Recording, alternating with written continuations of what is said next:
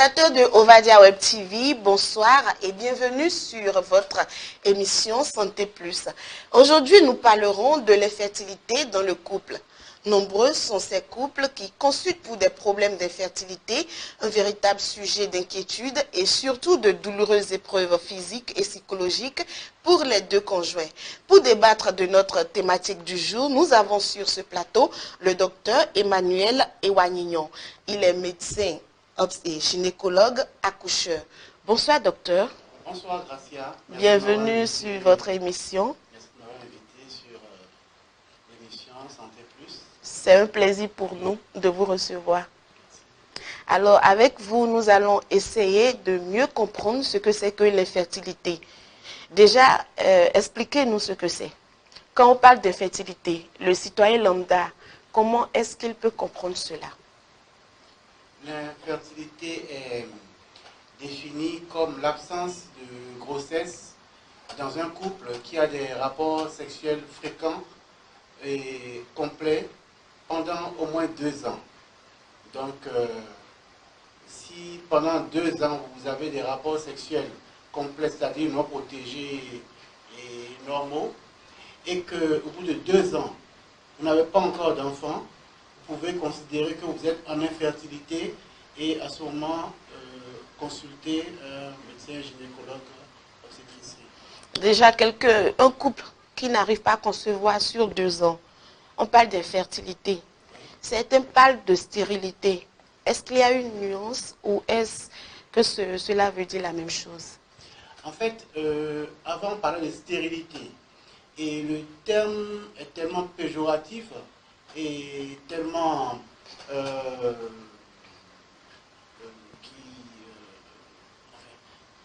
c'est tellement gênant qu'on a préféré le remplacer par infertilité. D'accord. Sinon, a priori, les deux termes veulent dire la même chose. Ça veut dire la même chose. D'accord. Alors, dites-nous, quelles sont les causes de l'infertilité?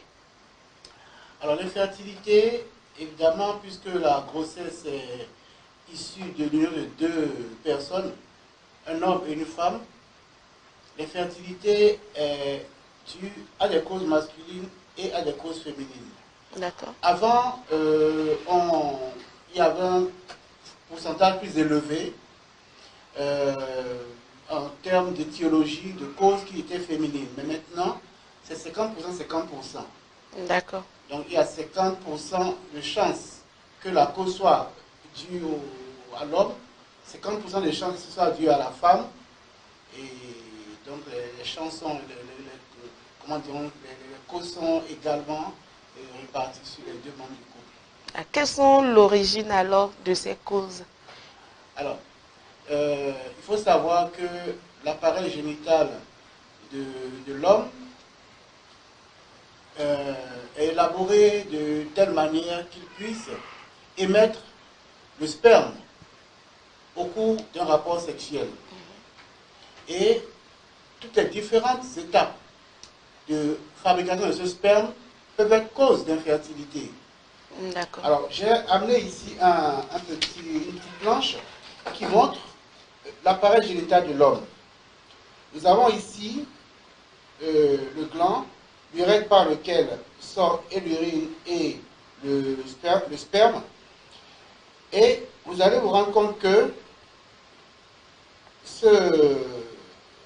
le sperme qui est émis au niveau de l'urètre est une mixture de plusieurs éléments. Il y a des éléments qui viennent du testicule et qui sont transférés donc par l'épididyme.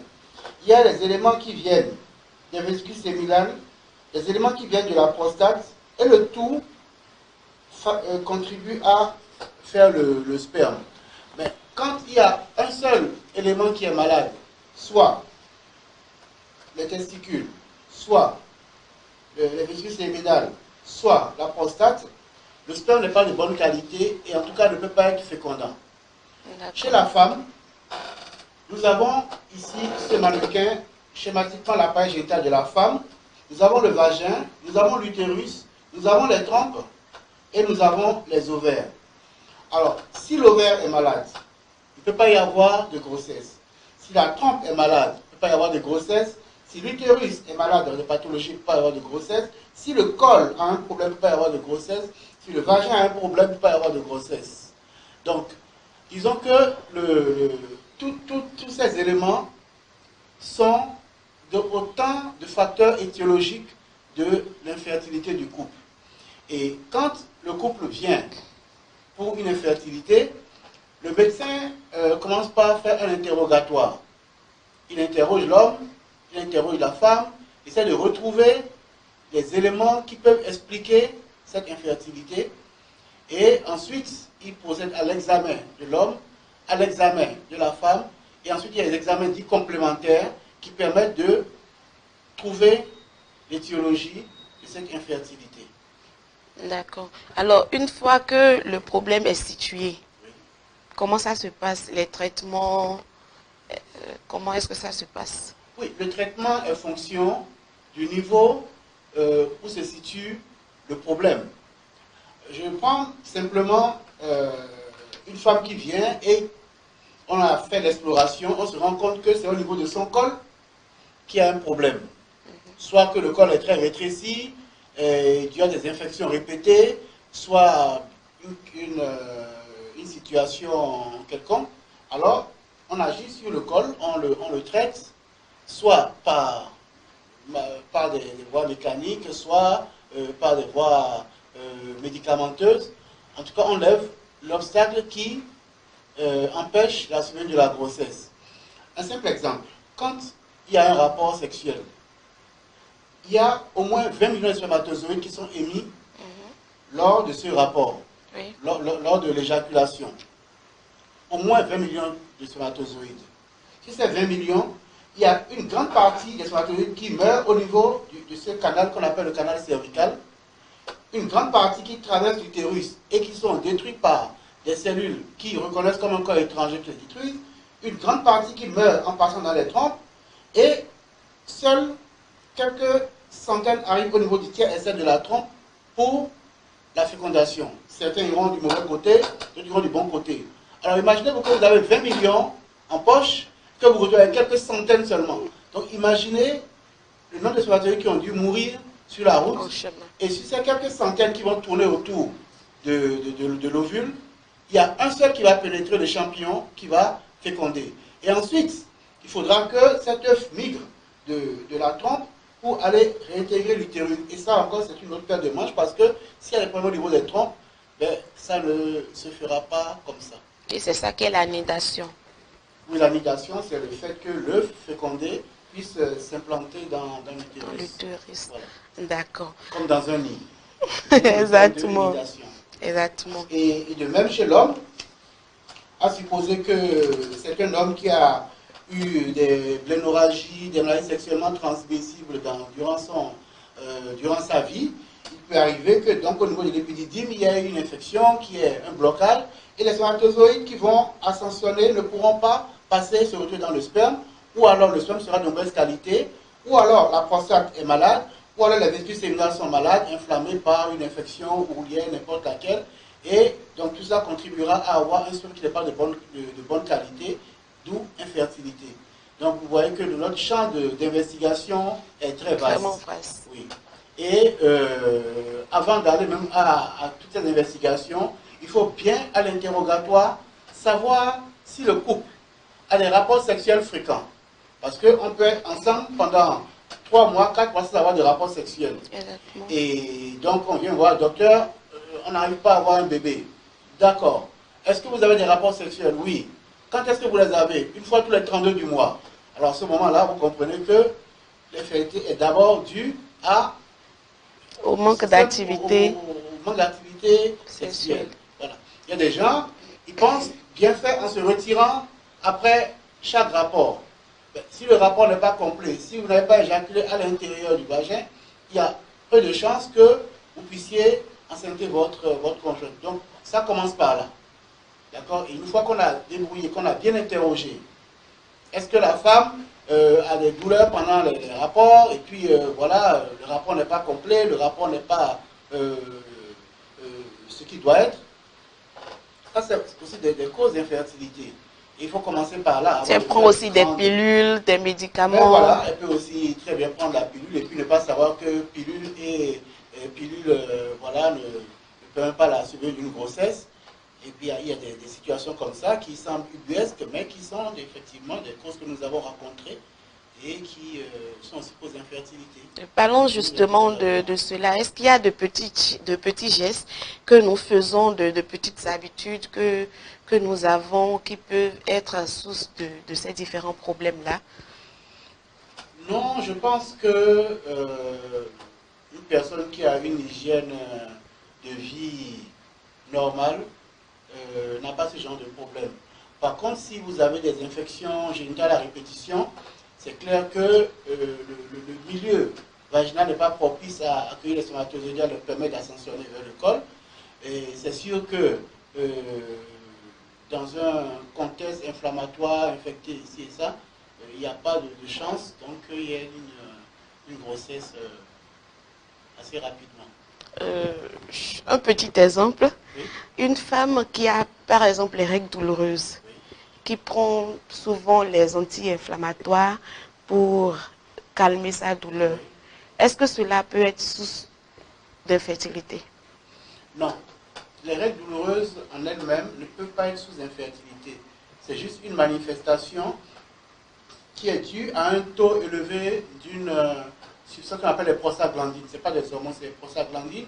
Et ces prostaglandines sont détruites chimiquement par les anti-inflammatoires. Donc ça ne peut pas être une cause. Par contre, si la femme a de l'endométriose, qui est une affection où le tissu utérin va se loger sur les intestins, à l'intérieur du ventre, ici et ça, oui, c'est des causes d'infertilité. Une femme, par exemple, qui a un trop fort poids qui est gros, Un surpoids. un surpoids, ou à l'inverse, qui est trop mince, peut avoir une infertilité liée justement à un problème endocrinien. Voilà. Une femme qui a une débilité, un diabète par exemple, ça peut être des causes d'infertilité. Il y a des maladies métaboliques qui, en dehors des causes anatomiques que j'ai citées, peuvent justement être cause d'infertilité. Un homme qui est par exemple tabagique, ou une femme tabagique, ou qui consomme beaucoup d'alcool, ça peut être une cause d'infertilité. Les gens qui se droguent, par exemple, peuvent avoir une infertilité. Voilà, c'est des éléments qu'on retrouve à l'interrogatoire et qui peuvent déjà situer le médecin dans l'exploration de ce couple infertile. D'accord. Alors, tous les patients que vous recevez, vous arrivez à régler le problème ou est-ce qu'il y en a où on n'arrive pas à identifier la source de l'infertilité? Comment est-ce que ça se passe? Dans la plupart des cas, nous arrivons après une exploration minutieuse et très sérieuse, nous arrivons donc à trouver la cause de l'infertilité du couple. Mais il y a des causes qu'on ne retrouve pas ou auxquelles on n'y pense pas. Par exemple, vous pouvez avoir une patiente, une femme qui se crée des anticorps antispermatozoïdes parce qu'elle était peut-être avec un premier compagnon plus avant et son organisme développe une espèce d'incompatibilité vis-à-vis d'un autre sperme. Voilà. Et donc... ah oui, c'est possible. Ah oui, c'est possible, hein, c'est possible.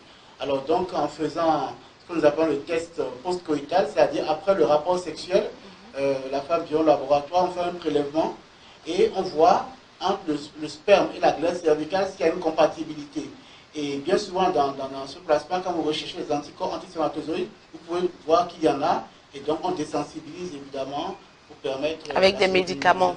Avec des médicaments, bien sûr. D'accord. On ne demande pas de changer de mari. Pas du tout. Alors, est-ce que les couples qui sont dans ces cas-là, ils ont besoin de suivi psychologique ou ils peuvent être livrés à eux-mêmes et puis ça va? L'idéal aurait été que le couple infertile bénéficie d'un soutien psychologique. Et dans les pays développés, c'est quasi systématique. quand vous allez consulter donc, le médecin pour infertilité, il vous demande donc d'être suivi par un psychologue. Parce que l'infertilité crée dans le couple une certaine tension. Une tension parce que vous êtes ensemble depuis quelques années, quelques mois, et les parents commencent à se poser des questions. Oui, mais on ne voit pas encore venir des pressions. Des pressions qui souvent traumatisent. Et souvent, c'est la femme qui est incriminée parce que rarement dans nos régions, on reconnaît que l'homme peut être la cause de l'infertilité. Exactement. Ou même parfois, quand l'homme est la cause de l'infertilité et qu'on sait qu'il est à sa troisième femme, on ne veut pas être assez honnête pour le reconnaître et on met la pression sur la femme. Et parfois, il y a des femmes qui craquent. Parfois, il y a des femmes qui viennent se faire hospitaliser pendant les fêtes de fin d'année parce qu'elles n'ont pas envie d'aller le 31 décembre ou le 1er janvier dans le déjeuner de famille où on va dire ben, on vous souhaite encore cette fois-ci d'avoir des enfants, on vous donne un an encore pour que à cette table vienne un bébé.